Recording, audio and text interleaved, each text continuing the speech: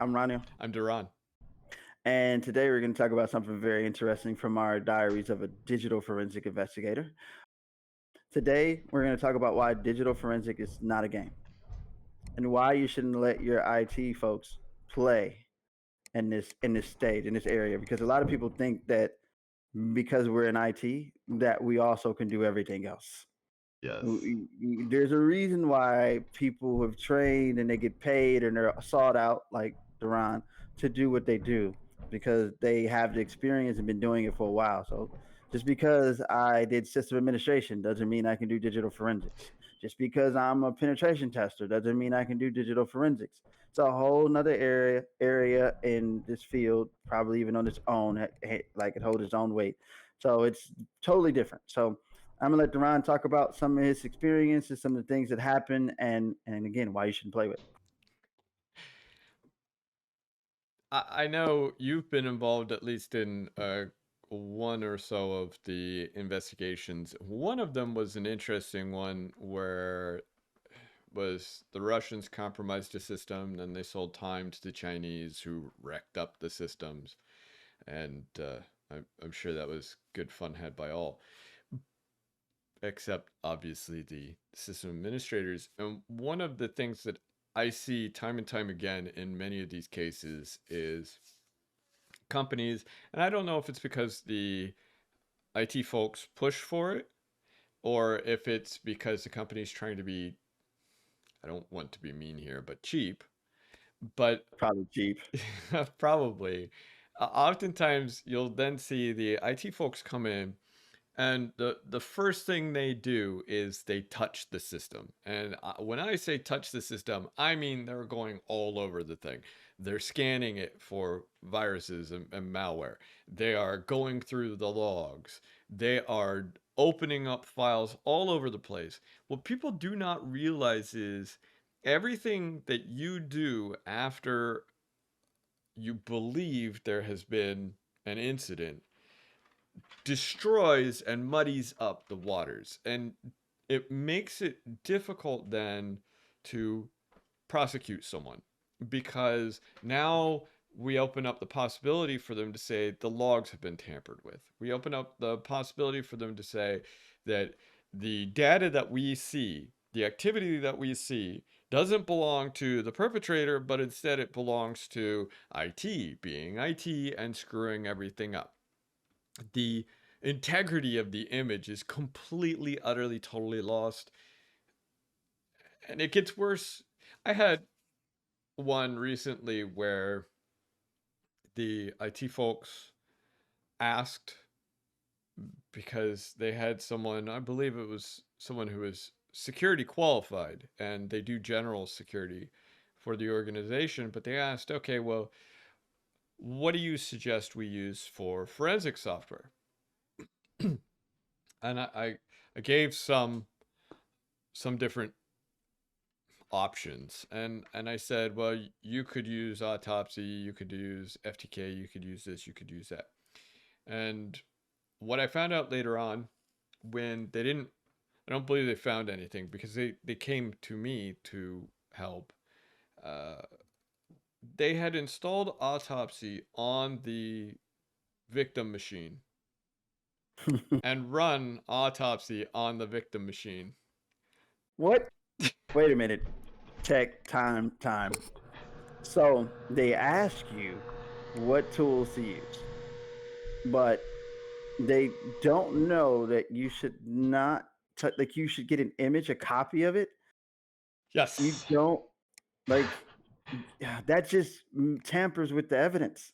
Yes. I know that, and I'm not a digital forensics person, but I know that if I'm going to do that, I don't want to tamper with the evidence. You want a write blocker or something. You don't want to just go doing that. Or most people get a copy of the image. Oh my God, I'm sorry. Keep going.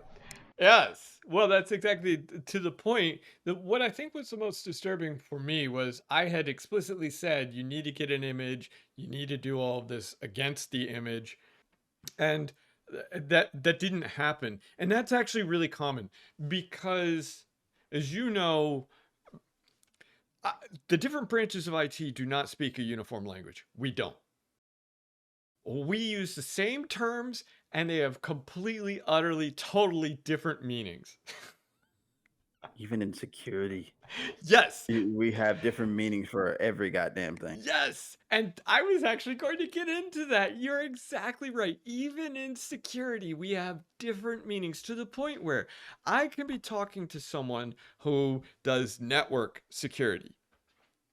And I can be talking to someone who does system security and someone who does application security. And we're all using the same terms, and everyone thinks they know what the other person is talking about, but they're all wrong. Everyone's basically talking past one another because we're all using the same terms, although there are some differences, there's some additional terms, but we're all using the same general terms with completely different meanings. And I don't know if this was part of the problem. I don't know. I don't know if the individual just didn't understand some of the terms, so ignored them or what have you, but this actually is somewhat common. And even if you give detailed instructions, step-by-step instructions, you still get that miscommunication. And so for example, I sat there and I said, okay, well, you're going to need to image the drives. So pull the drives, image them, put them back in, and I said, and then boot the system and take a live image. And the person asked, well, why would I want to do a live image? I'm already taking an image. Why do I need two images? And I said, well, your drive's encrypted. And this just makes it so that you have both an encrypted and a decrypted version. And he said, well, then I should just do the decrypted version. I should just do the live one. Why isn't that good enough? And I said, the problem with live is the data is moving as you're taking the image. So your image is, there's no way you can prove that your image is an accurate image of the system because data is moving on the hard drive. Also, malware can easily hide from a live image. They can easily just move, and you probably remember this has been around since the 1990s, where your malware would move where it is on the hard drive based on where the anti-malware scanner, for example, happens to be. Yep. It's an old trick, but it works. It works very well, and especially with live images. And you do both images because I may have difficulty decrypting certain data, or maybe you don't have access to everything that it would take. Alternatively, it's just easier for your forensics professionals or non-forensics professionals to pull the data from the decrypted image, but use the encrypted image as their safety check, as the source of truth if they need an ultimate source of truth. So there are reasons why you do this, and this just goes to you. If you don't know what you're doing, there's a lot of room for error. There's a lot of room for mistake. And that's one of the biggest problems. But that's all on top of the fact that at the end of the day, if you, as a system administrator or what have you, play digital forensics professional, or even you as an incident handler, and this is actually very common, incident handlers thinking that they know what they're doing when they don't. If you go through and you do certain actions, for example, you make a copy of the image and maybe you are the one who runs the anti-malware scans and you do the initial triage, what happens now is you can be subpoenaed. If you are subpoenaed, you will have to go on the stand and you will have to testify to what you did, how you did it, and you will have to give assurances to the jury that you know what the fuck you're doing. Yeah, yes.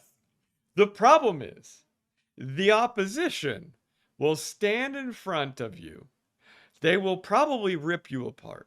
And if they don't rip you apart right then and there, what they will do is they will have their expert witness tear apart your testimony. And if they undermine anything you did, they can undermine the entire process. If they go through and they say, oh, DaRon isn't properly certified and accredited, DaRon doesn't have proper training, and DaRon made this image. How do we know that the image was made right? Well, the hashes match. Well, that's great, but that doesn't tell us that the images were made properly. How do we know they weren't tampered with?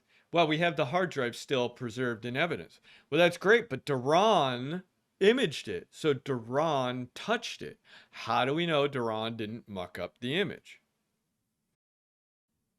You walk through this. Now, there doesn't have to be truth in any of this, meaning they can attack your processes. They can attack you as a non-professional and an untrained professional until they're blue in the face.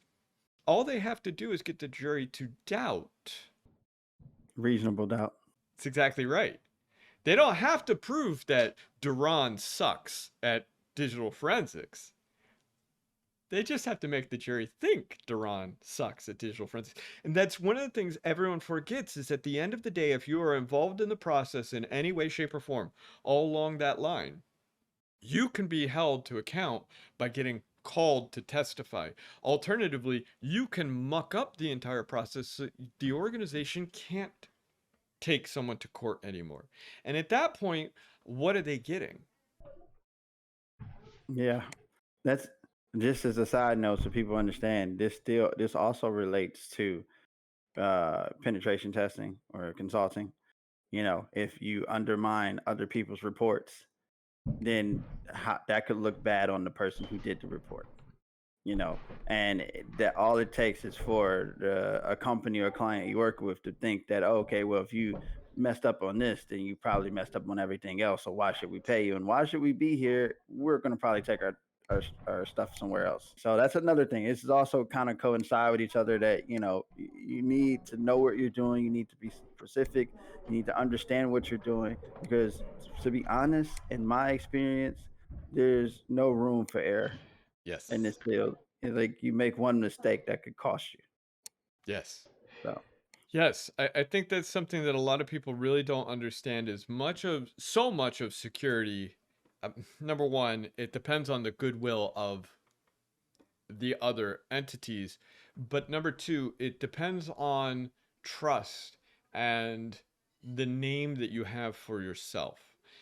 If that trust is eroded, if the goodwill is eroded, or if your name is tarnished or the field is tarnished, then it makes it much more difficult for everyone else to do their job. yeah. So if you're not a professional in forensics, leave it to the professionals. If you're not a professional in any of these things that we're saying in IT, doesn't mean that you have to be. If you want to be, then train, Yes. learn, do your due diligence, do the right thing, so that way you don't have these problems. Because Yes. how many times have you seen people that thought they knew what they were doing, and then they screwed up, and then they messed up everything, Right. even their career. So the people who are in this field and the professionals, not all of them belong. I mean, we do know that, but there are some people who got the experience, know what they're doing. So this is not a game. Shouldn't take it as a game. And if you really are passionate in it, do your due diligence to learn and get to the experience. Yes. Find a mentor. Come here secure. Yeah, mentors, all that. And then you got to listen to your mentor. You got to empty your cup and get, to get more data. Like, you can't come in thinking that you know everything. I don't know everything, and I'm still learning. So you can't do that, and you just got to have a passion for it, man. Like, how many times have we seen people come in with no passion, just wanting the money, Yeah. and they never turn out to be good or do good in the field, and then they screw it up for people who do want to come in and learn, because now the next person that comes in behind you is the client or the company's going to look, oh, well, why should we hire you? What makes you any better, especially if you're a woman in this field? Right. It is very, very important to have the passion, to drive, and not just do it for the money, to really, really want to do it. It's a lot of money out here to be made, but you still have to know what you're doing.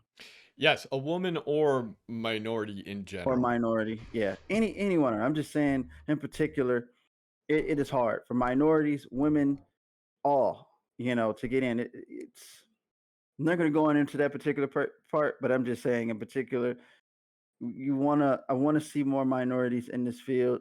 But in order to do that, we all have to, do our jobs. We have to have passion. We have to want to do this thing, like to do our job.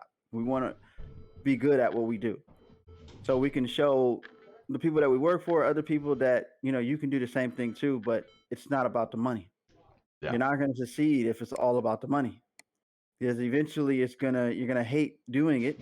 You're not gonna want to be there, and then, like I said, the next person that comes along after you leave, it's gonna be harder for them.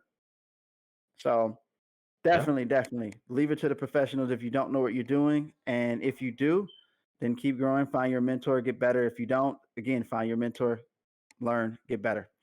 And this is our time. I'm Roniel, I'm DaRon. and if you haven't already, please like, comment, and subscribe to the channel for more episodes like this one. Until the next time.